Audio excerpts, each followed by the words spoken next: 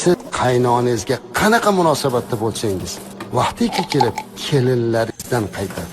Siz bugun qaynonangizni jerkayotgan bo'lsangiz, siz bugun qaynonangizga beodoblik qilayotgan bo'lsangiz, erkalatib boqqan o'g'lingizni ayoli ertaga xuddi shu narsa bilan sizga javob qaytaradi. Chunki bu dunyo mana shunday, har doim qilingan har bir xato uchun javobgar qilib qo'yadi. U dunyoda bo'lmasa, u dunyoda javob beramiz. Shunday ekan, ertaga siz avaylab, asrab boqayotgan o'g'lingizni baxtli, saodatli bo'lishini xohlasangiz, unga yaxshi bir kelin olib uni rohatini ko'raman desangiz, o'zingiz qaynonangizga, qaynotangizga, oila a'zolaringizga yaxshi munosabatda bo'ling, shirin suxanlik bo'ling.